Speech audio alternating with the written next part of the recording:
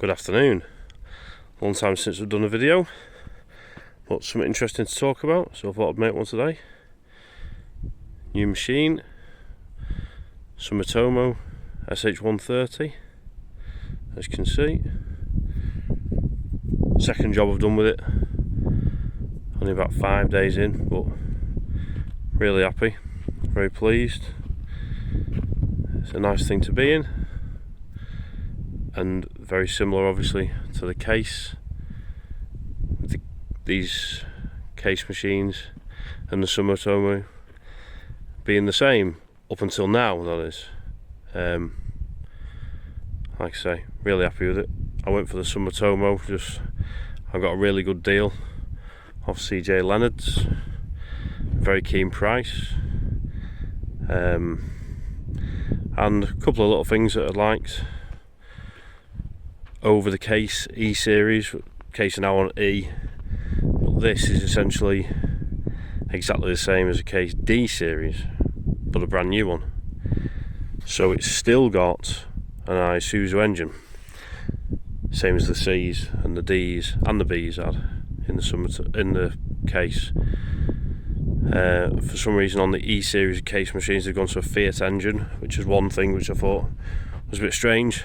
I don't understand why you go away from the Isuzu being such a bomb-proof, well-regarded engine. So that was one thing. Price was the other. I got a very keen price, and availability. These were in stock. I had a bit of a time frame where I need to get it back, take the Encon off my case, get it put onto this before my case sold. That's now in Ireland somewhere. So yeah, a little walk around, 2 top rollers. I believe it is exactly the same as a D series case. I think the service doors are unlocked. Let's have a look. Easy servicing. Getting at the hydraulic and the 2 fuel filters. Solenoid in there for the quick hitch. Obviously pump. Nice and easy.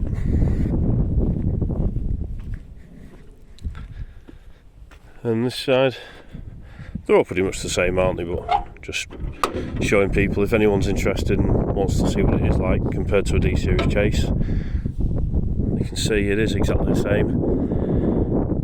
One thing I really like, I don't know if the D series case have this because I've never owned one, but this mesh over all the oil coolers, really nice, neat design, covers them all. See how it, I don't know if you can see it on camera, but so it returns here and then down again, down to there, so it, you can see how much it's caught already. I like that. That just stops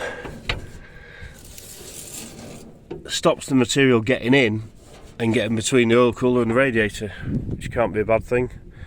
Air filter, batteries, orange grease gun. That's locked, but cab filter is in there. Again, I'm fairly certain anyone who's got a D series will look at this and say, yeah, it's exactly the same.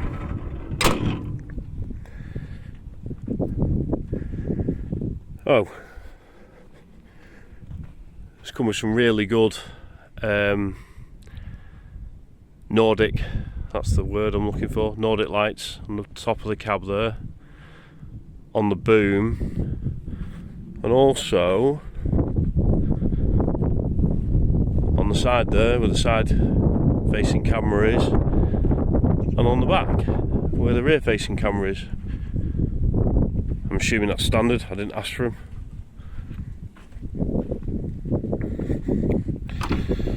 Inside the cab, be very familiar to anyone who drives case machines. It's like home from home when I got in it, really. Although mine was a B series, the seating position and everything felt exactly the same. Newer dash obviously than what was in my B series, but the actual layout and the seating position and the feel of it exactly the same. heated seat. It's air suspension seat. Loads of room. I'm 6 foot, I don't know, 6'2" maybe at a push. Feet stretched right out. Room for the dog, me.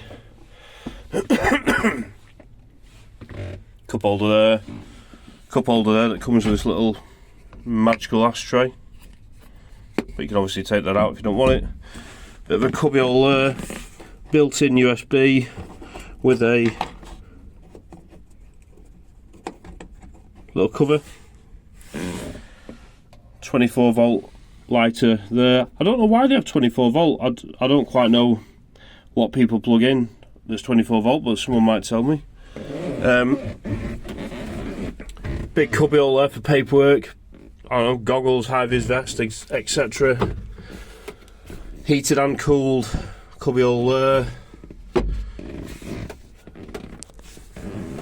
Loads of room behind the seat. Big compartment there for or whatever you want. Little instructions there for me. AdBlue and DPF. I've never had DPF or AdBlue, so that was quite handy actually to read, to be totally honest. I was glad that was there. This one, all your fuses are in there. Decent speakers, cab light, sunroof. Yeah, main difference being for me is that I haven't got a auxiliary pedal anymore, which is nice because there's a lot more room when I've got the dog in the cab. I can actually put my feet flat. So now another thing that's good is when I'm using the screener bucket, which I've been screening a lot of material today. The screener bucket is now just off the joystick, which is a lot nicer when you sat holding the pedal all the time. It gets a bit tedious, but on the rocker switch, on the Encon joystick, a lot nicer. Yeah. Sorry, nice beep for you.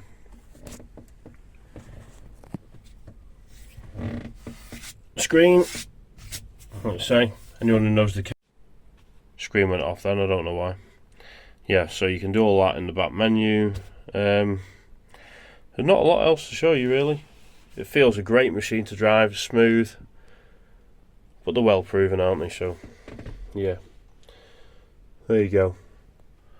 Main thing for me is I got a really good deal, new dealership, very keen on the price, and a bit more basic than the new E-Series case, which I like to keep things simple, or as simple as I can.